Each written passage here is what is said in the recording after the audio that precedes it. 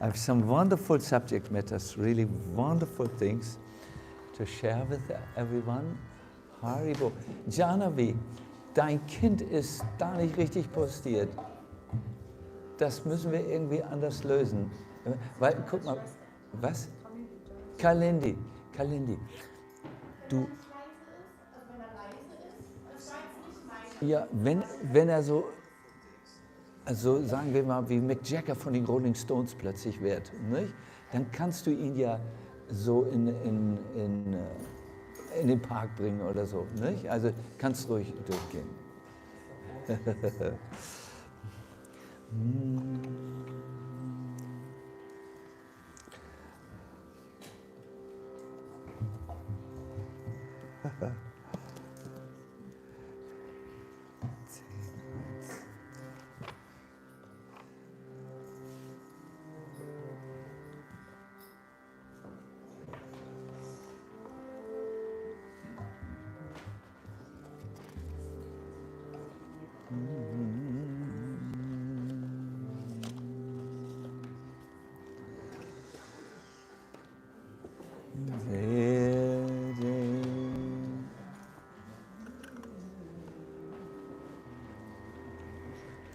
I'm so happy to be back in Germany, actually.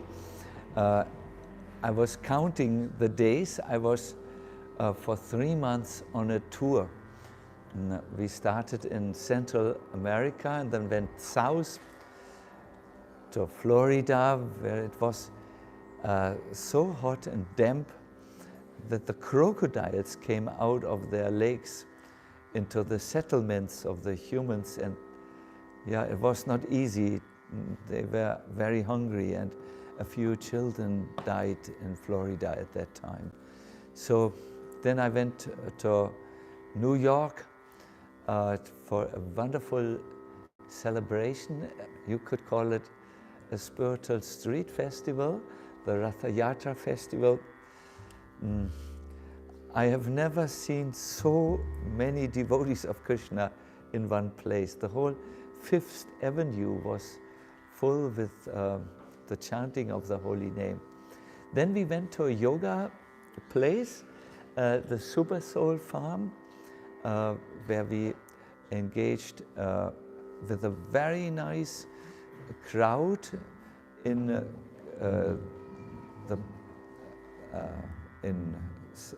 meditation. You know, there's Raghunath and Kostuba. Maybe you have seen the podcast. It is called The Wisdom of the Sages. And then we went to New Vrindavan. We had a very nice japa retreat. I still remember, you know, there were almost 200 devotees who were learning to chant with this deep meditative absorption, and we had them distributed in a rose garden. The rose garden japa retreat was very beautiful. Then I went to Los Angeles and Silicon Valley and Austria and Italy and Germany and Belgium and Switzerland, and now I'm here. And it's very nice to again be home, and I really use this time. You will find me sitting by the lake. There will be not many people around me, only a few ducks. You will find me on benches in the morning chanting, because yes, it is good if we contribute to the welfare of others. Yes, it is good if we travel and go outside, but all this will become hollow and just external without really contacting the Lord in the heart, in that sacred space. So today, at the end of this class, I want to guide you in a meditation which will hopefully help all of us to go in that inner space where we are already perfect, where we are already, where we have reached. See, in spiritual life, you have only two questions in the end. Who am I and who are you? Not any theoretical answers to this question, who am I, but a deeply realized answer. And the second question, who are you really? When the spiritualist asks this question, he doesn't necessarily look for another philosophical definition of the absolute truth. No, he wants to actually experience the presence of God within his own heart. So for this you need a little peace. The storm in the mind has to calm down. The 1,000 urgent things who always knock at our lives have to stand by the side and make room for this greatest adventure of the human being, to find an answer to this question, who am I and who are you?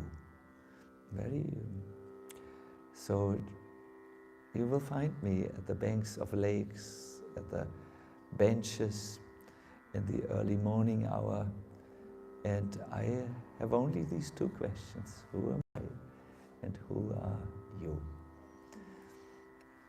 So today is a day where we can all collect blessings, divine blessings, so that it becomes a little bit clearer for us who we actually really are when all the things which we are not fall to the side.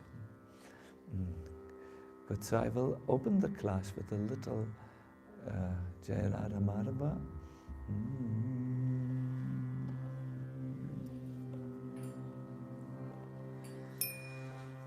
Jai Jai Radha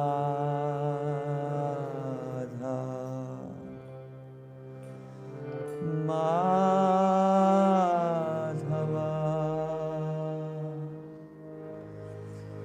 Punya Vihari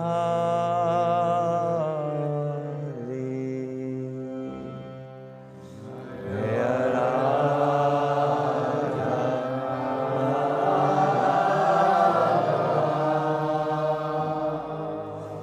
Punya Vihari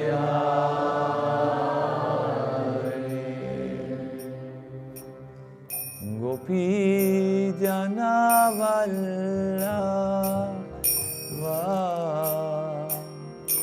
Girivaradhari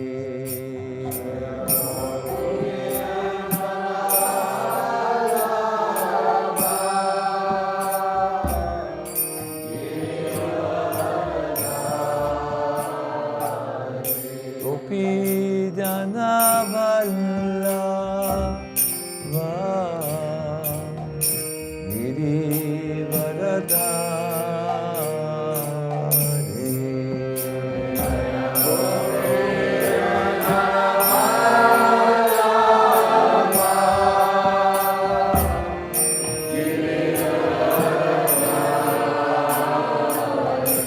Yasodanandana Raja Jana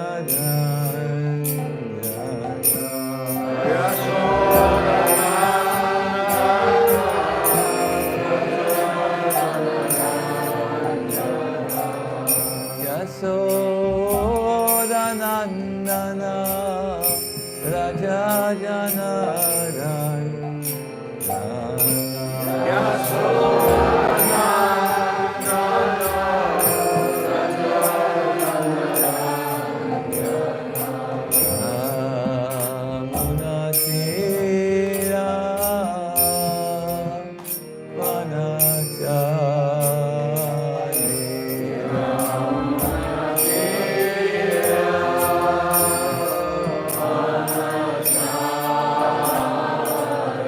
Yamuna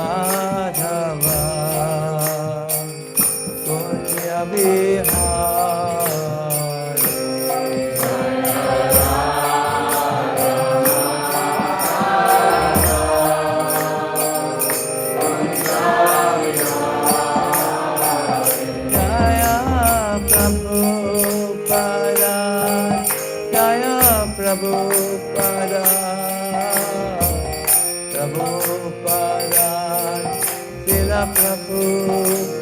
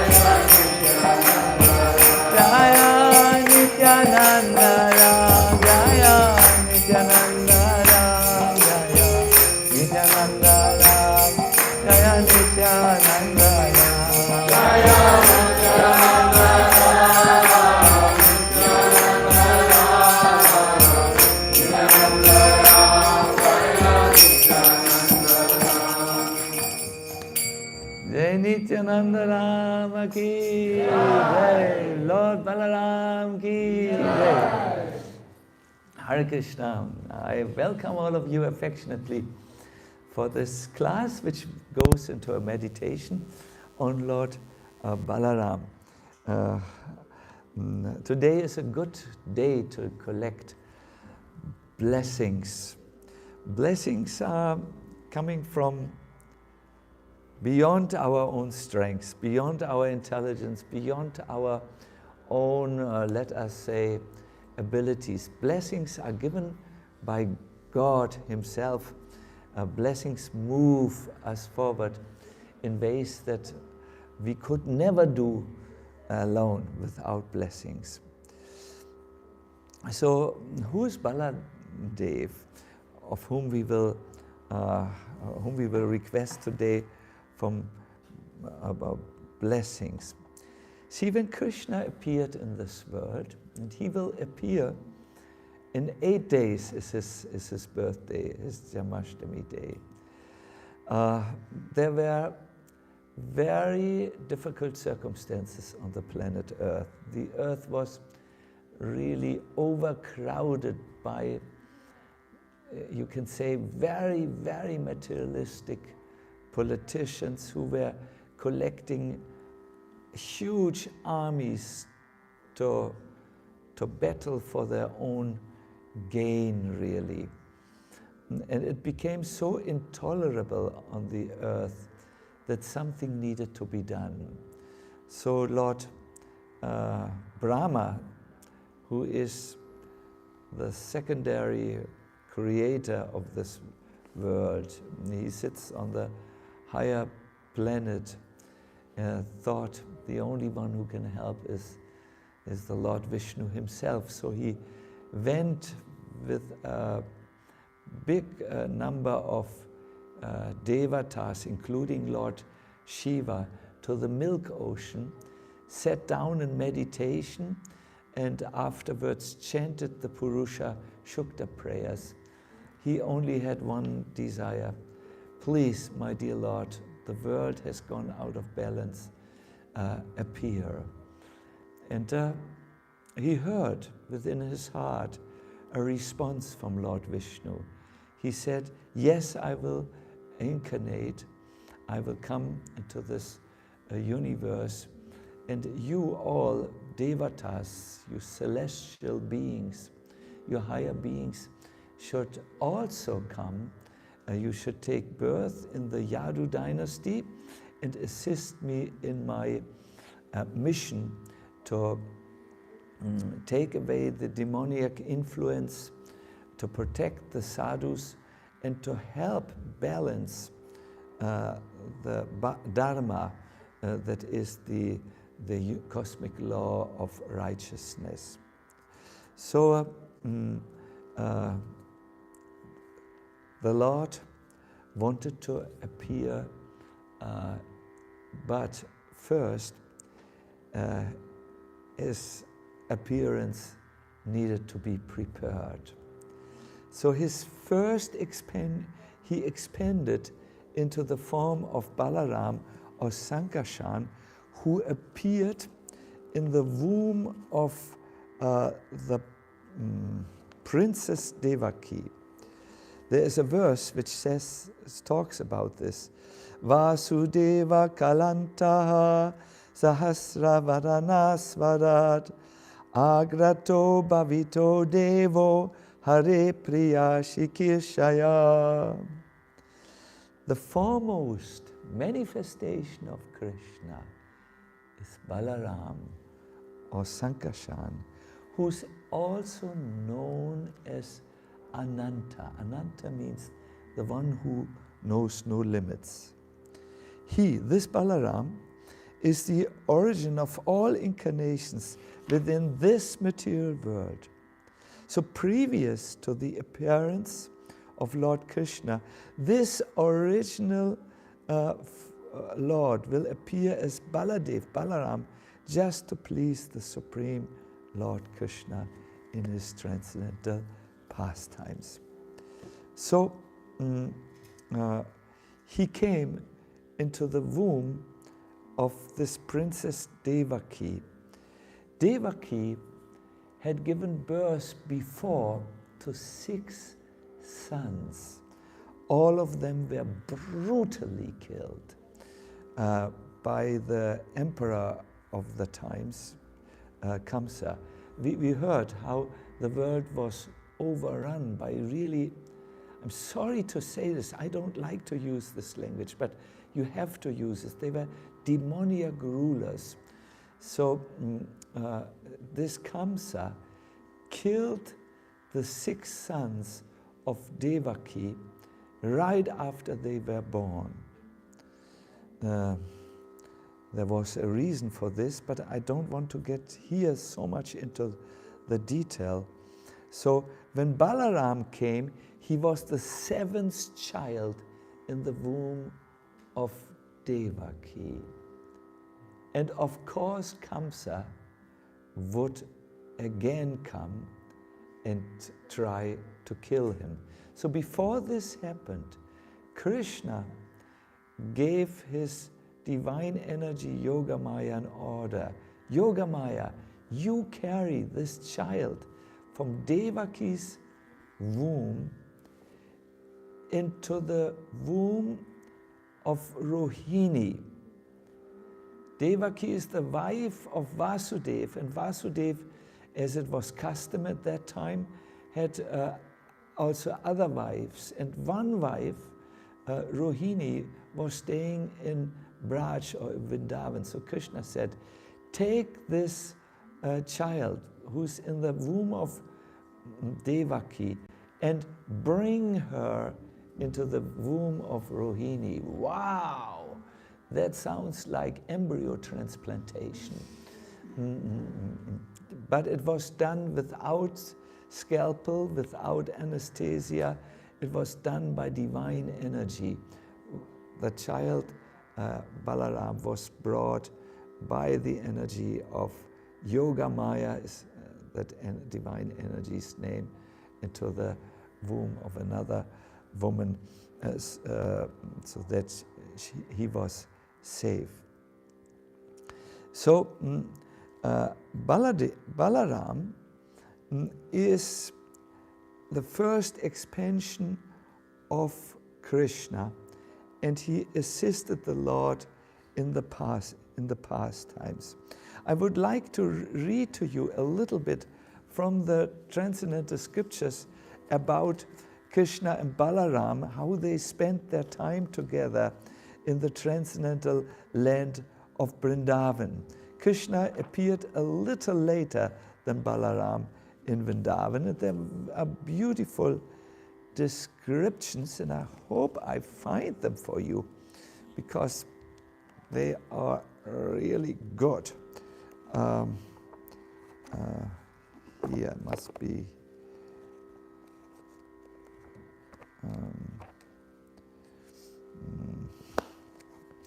this is one, this is part two. Here we go.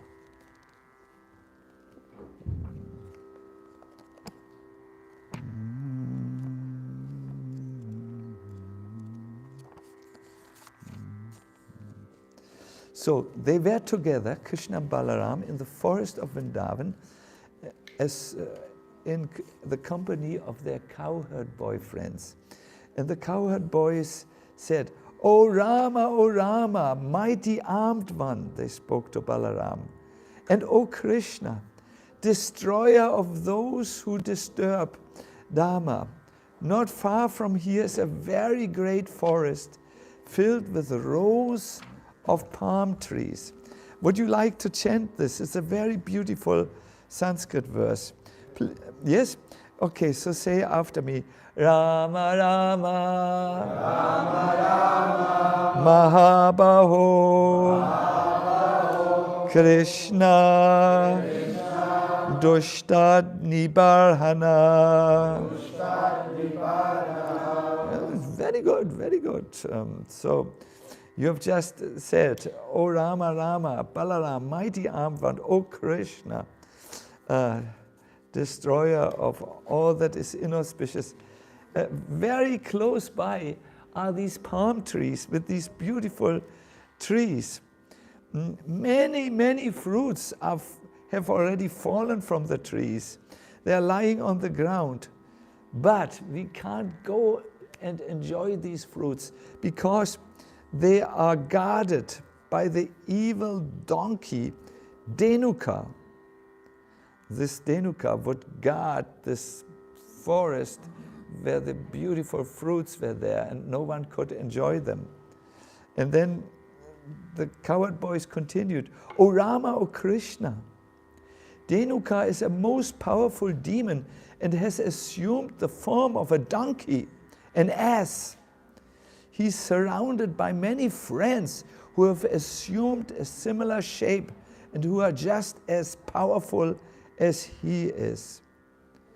So it was known that anyone who came in this forest that was guarded by these asuras, these demons, were eaten alive. The demon Dhenuka has eaten men alive. And therefore, all people are terrified. They don't dare to go into the forest. Not even birds and smaller animals are going there. They are afraid to go. So the cowherd boys are very interested in these fruits because they say the sweet-smelling fruits have not been tasted by anyone. Indeed, their smell is spreading all around. Oh Krishna, please get those fruits for us. Our minds are so attracted by their aroma. Dear Balaram, our desire to have those fruits is very great. If you think it's a good idea, let's go to that Tala forest. So it was known that Dhenukasura was able to shift into various forms, but most of the time this magical lord of magic, this Dhenuka, was in a form of a donkey, and he was guarding these fruits and made a very, very strong wine from them, which he would send partly to Kamsa in Mathura to intoxicate himself. But he would eat a lot of those Tala fruits himself. So when Krishna and Balaram heard the desires of their dear friends, they laughed and desiring to please them, they went to the Talaman forest surrounded by their cowherd boyfriends. So when Lord Balaram entered the forest, he went to one of the biggest trees and began to shake them. so that the fruits would come raining down with a loud crashing sounds. And Dhenuka, who was sleeping nearby, was violently awakened because when Balaram was shaking the tree, the whole earth was trembling. And the powerful demon rushed towards Balaram. Now, I don't know if you have ever been attacked by a donkey. If you have, and it was a strong donkey, you have noticed they come at you and then they turn around and they kick you with their hind legs where their force is the strongest. So Dhenukasura did exactly the same thing. He brayed, he galloped, and he came to before Lord Balaram. He turned around and he was readying himself for a deadly kick. But Lord Balaram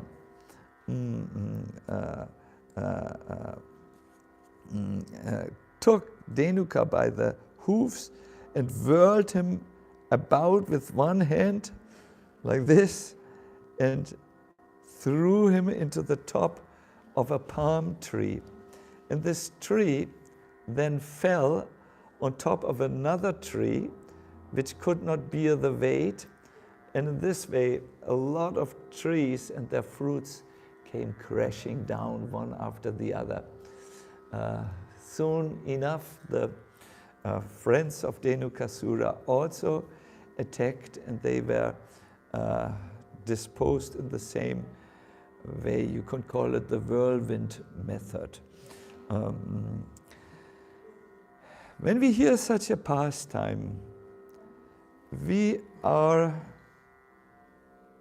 thinking, oh, this is quite, it's like a story, a mythological story. What is the significance for me?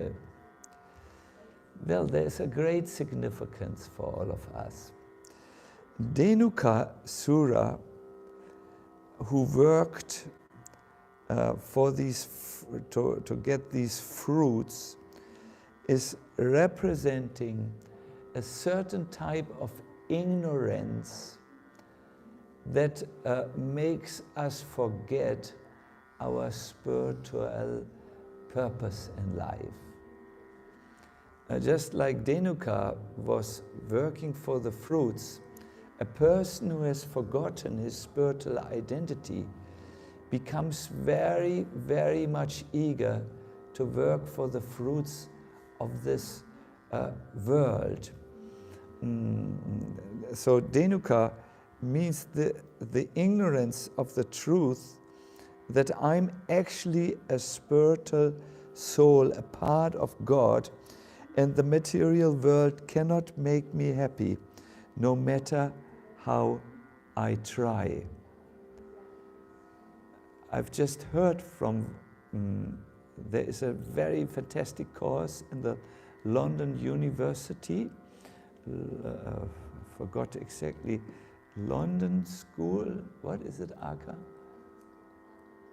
What? London Business School. So they have made an investigation to find out which section of our populace is the most happy ones. Is it the teenagers? Is it the working people who work between, let us say, 20 to 65 years? Or which people are the most happy? And the interesting thing is, it's the people who are not the ones who are working and fulfilling their desires. It's not the people who are dreaming of material successes when they're teenagers. It's the people who are old. And can you imagine why they are the most happy?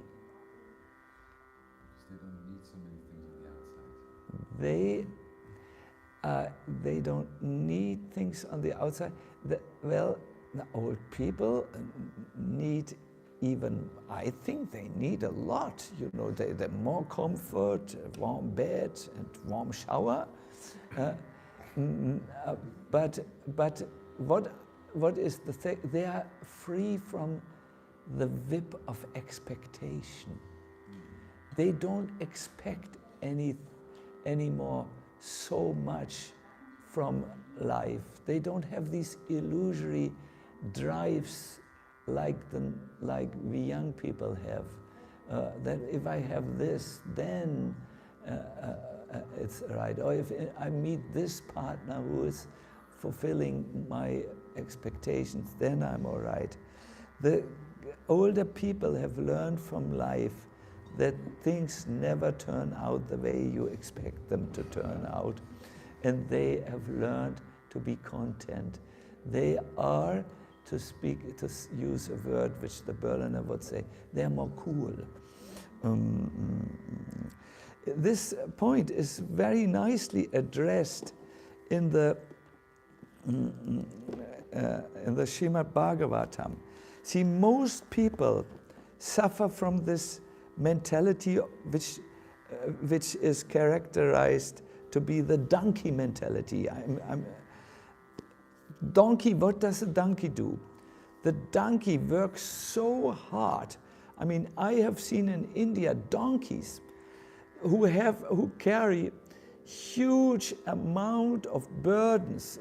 They carry on the left side something, then on the right side, and you can't sometimes see the donkey. There's so much burden on them. And why do they do this? Well, they think, if I'm carrying this, if I'm working like this, then I'm entitled to get a little grass from my master. There is enough grass everywhere. Ananda Nitai can confirm this. Yes. There is enough everywhere, but the donkey mentality means I have to work very hard to fulfill my own expectations in myself and into life, and only if I do this, then I'm entitled to be happy. But this is an illusion. There is a very nice verse in this connection I would like to share with you. It's one of my favorite. One moment. Yasmin idam sat asat atmataya vibhati maya viveka. It's the wrong one. Yat pada pankaja palasa vilasa bhaktya karmashayam gratitam ut gratayanti santa tadvanarikta matayo yatayo piruddha shroto ganastam aranam vajava Sudevam. The devotees who are not in this Dhenuka mood, the devotees who are always engaged in the service of the toes of the lotus feet of the Lord, can very easily overcome hard-knotted desires for material activities. Because this is very difficult. The non-devotees, the jnanis and yogis, although trying to stop the waves of sense gratification, cannot do so. Therefore, you are advised to engage in the devotional service of Krishna, the son of Vasudeva.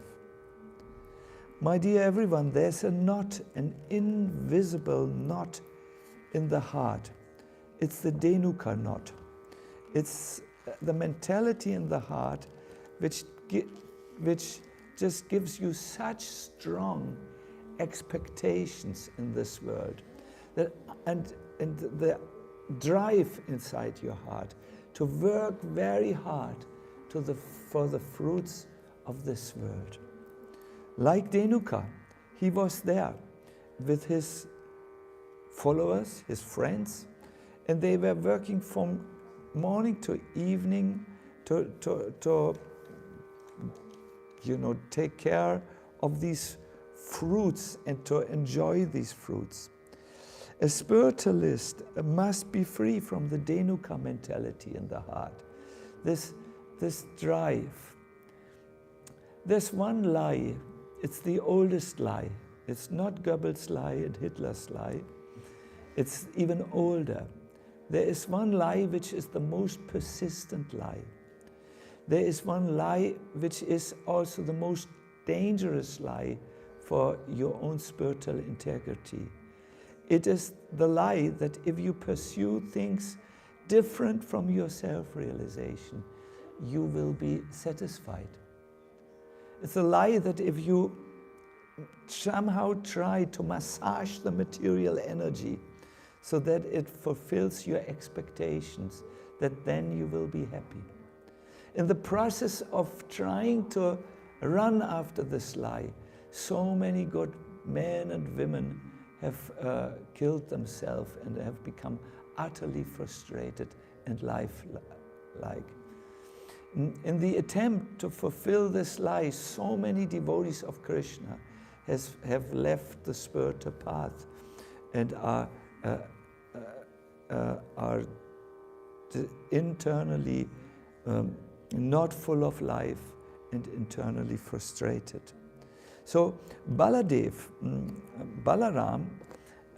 is now confronting Dhenukasura. Dhenukasura, this materialistic mentality, he represents the materialistic mentality, is confronted. Who is this Balaram? Yes, we have heard he's the first expansion from Krishna, but that may be a little bit far away from our daily life. First expansion of Krishna, what does this mean? Yes, we have heard Balaram is the source of all the incarnations which appear in this world. But we may not think about Nrsimha, Varaha, Koma, and Buddha. We may be so much engaged in our own little world. But there's one form of Balaram which stands right before every soul. It's the Guru, the spiritual teacher. When you meet a genuine spiritual teacher, he will raise his voice and will tell you, hey, there's Dhenuka, be careful.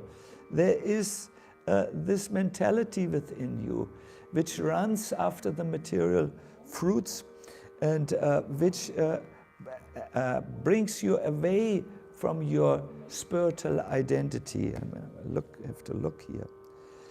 At the moment you have lost your knowledge about your spiritual identity. At the moment you suffer from ignorance because you don't have a relationship with Krishna. At the moment you think Krishna and his name are so very different and it's all so far away from me. When you meet Balaram, which is the Guru principle, you will always meet a shock in your life because your material ways are questioned and you are requested to wake up to your spiritual identity, to your being part, your understanding, I'm the part of Krishna. I should engage in his service. And at that moment, you will become strong on your spiritual path. My dear everyone, I have very good news for you.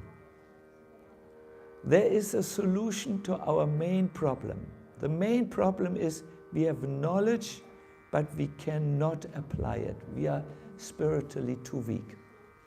I think everyone on this call and everyone in the room has a lot of spiritual knowledge. Some of you suffer from overdoses of lectures and so on. And your imagination is not grabbed really by another nice spiritual point.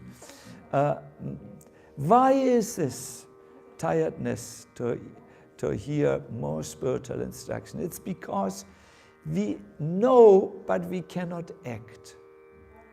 And that is something very frustrating. When you meet Balaram, or when you meet the Guru principle, and you connect with a real spiritual teacher, you will get the strength to apply your knowledge. If you do not run away, which most do, you will actually learn to apply spiritual knowledge. There is a very nice Prabhupada explains this. He says, significant are the words Gyanasinam Achuta Bala Gyanasim. This word of knowledge is given by Krishna. Like you can read the Bhagavad Gita and you get all the knowledge of the Bhagavad Gita from Krishna's own mouth. And then you need to serve the Guru and Krishna in order to hold the sword of Krishna's instructions. Balaram gives one the strength.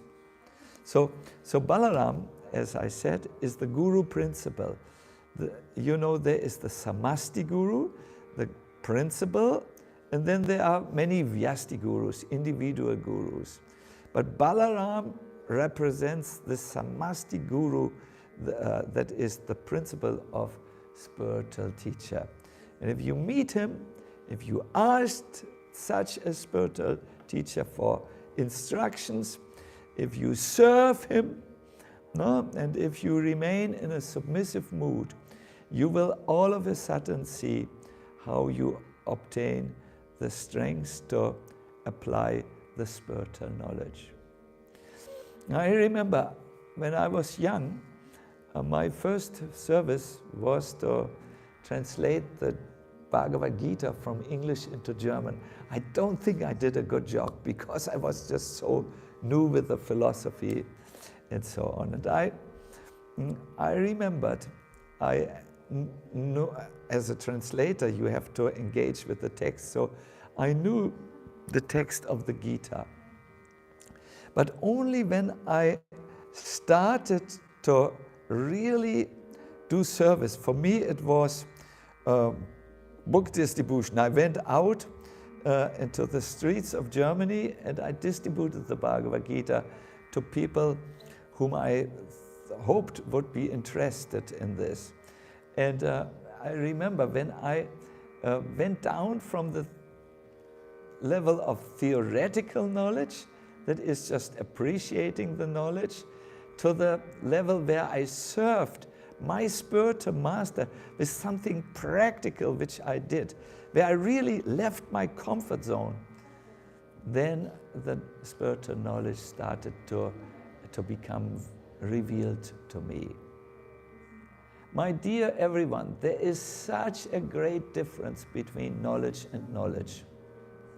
There is such a great difference between information and information.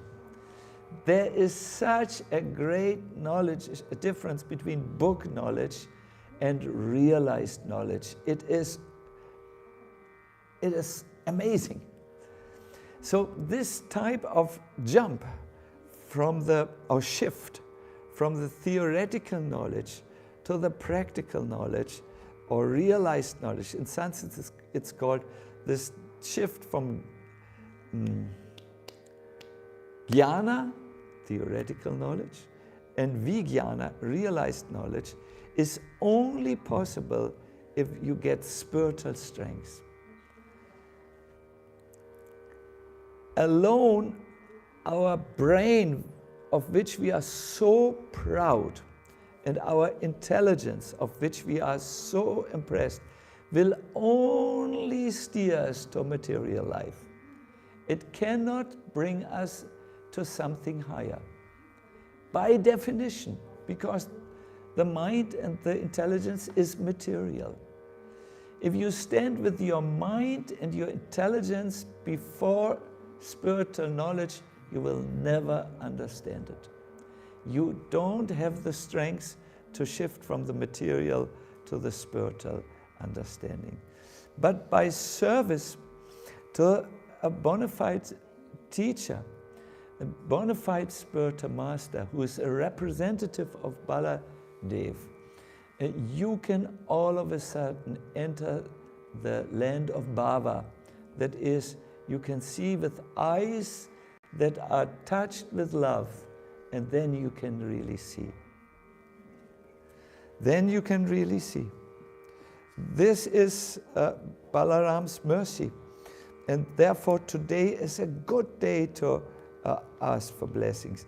I think all of you have some type of spiritual teachers. It doesn't need to be in one lineage, in one sampradaya.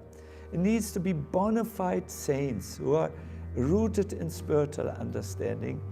They all represent the Samasti Guru, the Guru which is God. No? They are Vyasti Gurus, that is individual Gurus who are connected with the Vyasti Guru.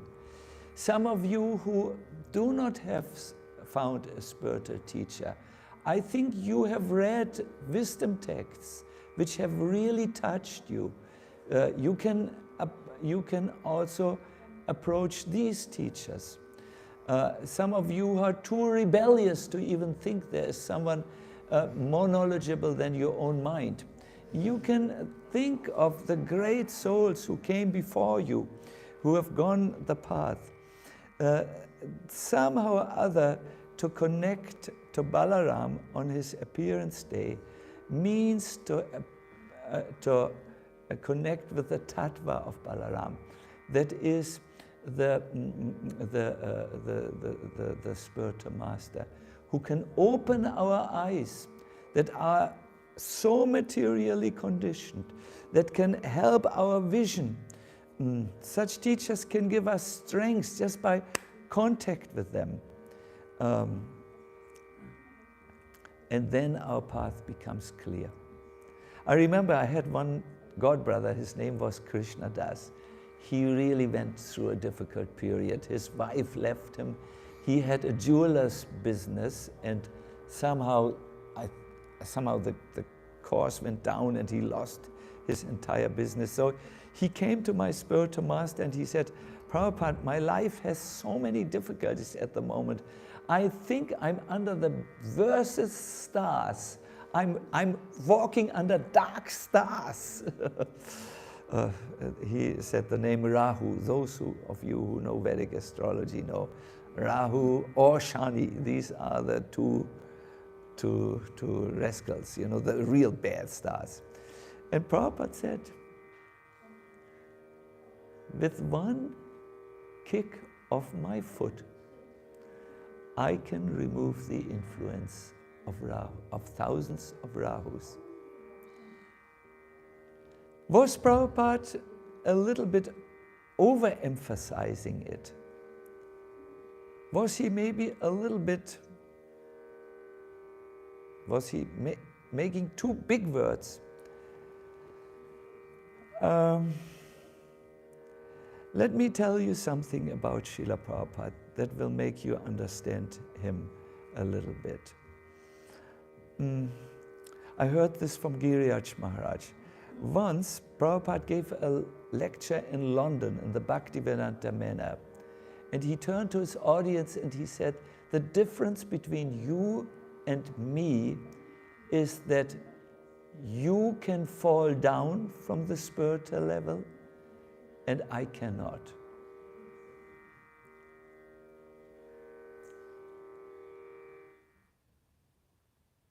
Wow. The difference between you and me, said Prabhupada, is that you can fall down from the spiritual level and I cannot. So he completed or finished his lecture after some time.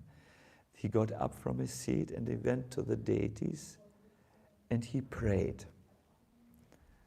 So when he was finished praying and he paid his obeisances and he went out of the temple room, one of his disciples came to him and said, Prabhupada, I'm very interested.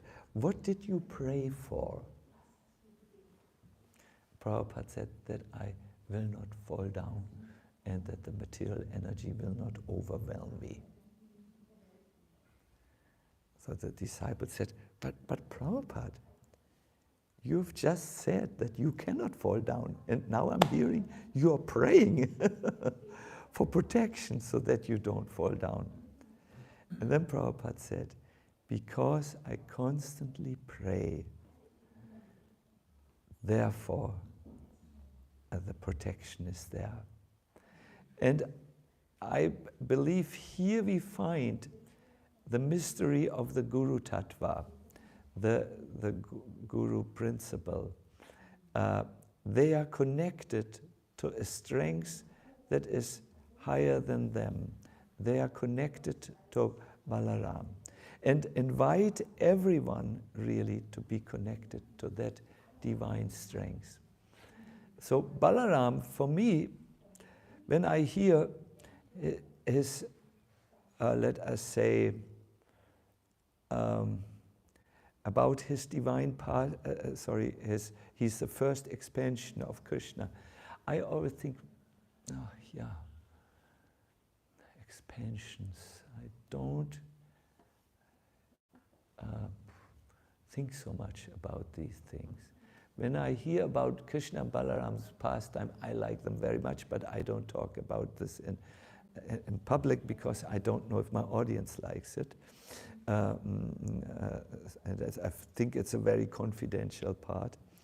But so that also is something more private. But when I hear Lord Balaram is Krishna's first expansion, and he is the Guru Tattva who takes care that into this dark world a little bit light and empowerment comes, then I'm very joyful and I want to share this joy with you. I want to inspire you also to connect with this higher principle because then you have a higher power that works in you and so on.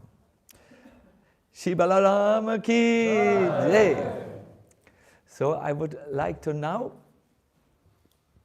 request you, let us meditate just very briefly about Lord Balaram. Are you into it? Yes. Good. I have to see here with the time. Yes, and then after this we can see what we will do then.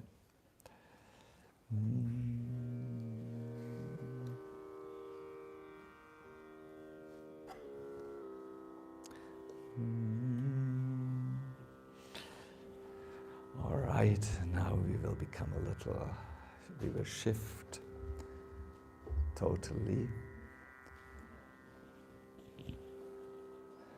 Take an upright physical position. Just sit tall.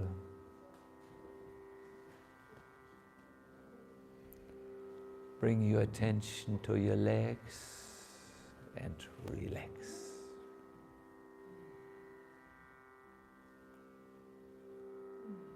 Bring your attention to your upper body,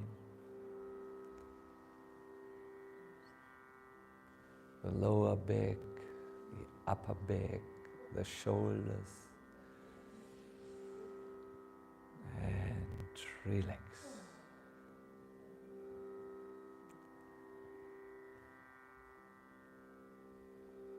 Bring your attention to your head, back of the neck, the back of the head, the forehead, the eyes, the mouth,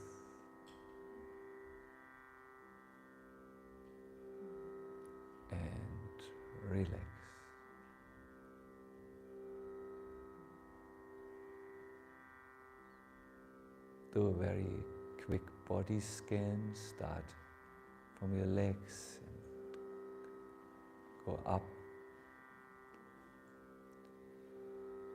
including your head, and appreciate how you have become still, how you are more relaxed.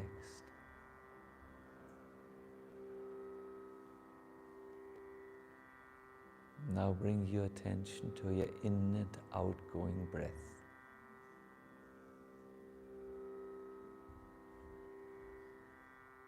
We try to make conscious breaths. You breathe in, know that you breathe in. And when you breathe out, stay with your outgoing breath. Let's do this for a few rounds of breath, a few cycles. Deep in and outgoing breaths.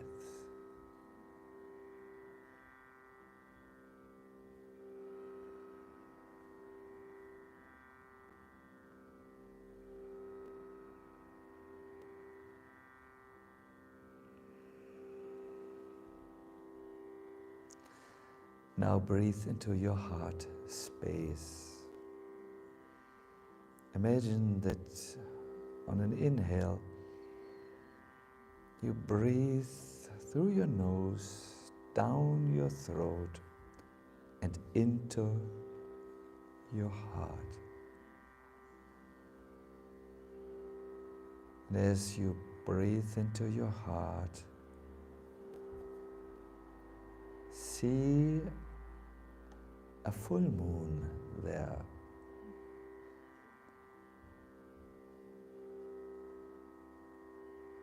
Much like the moon which you see today. Maybe yesterday you have seen, yesterday. Yesterday it was almost full, so today it is Balaram Purnim, Balaram's full moon.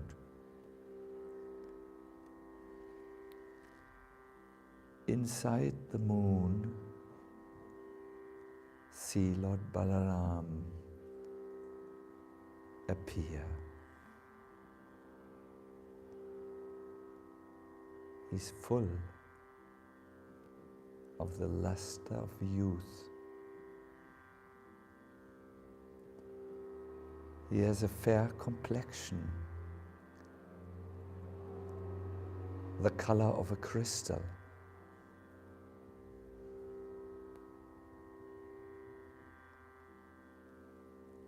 Lord Balaram wears blue garments,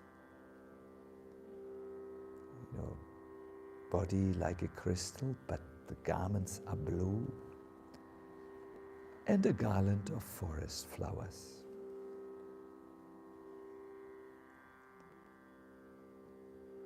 His handsome hair is tied in a graceful top knot.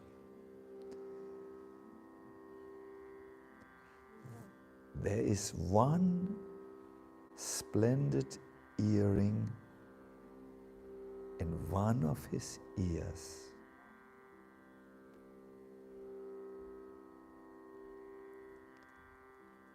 His face is decorated with a very fine mark of tilak made from musk.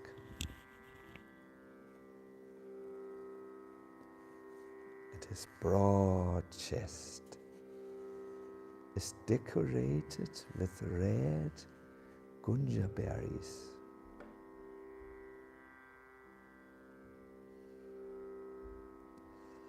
The splendor of Lord Balaram's transcendent form eclipses many millions of glistening, rising moons.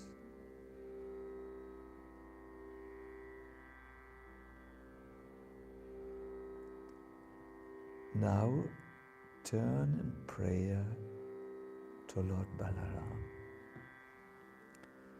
You've heard he is the older brother of Krishna. and represents the Guru Tattva, the Tattva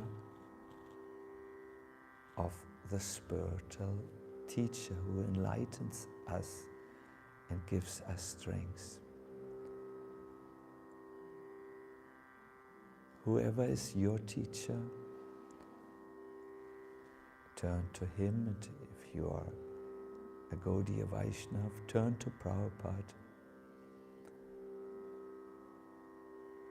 and say something real to them, a prayer, something real. Do this now.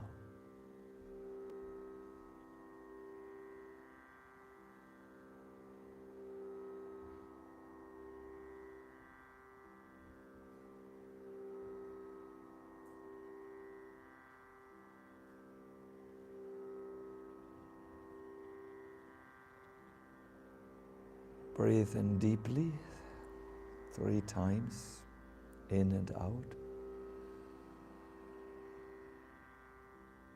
Bring your awareness back to your body.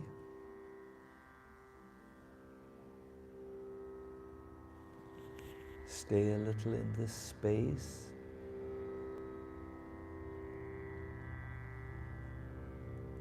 Let the experience sink in.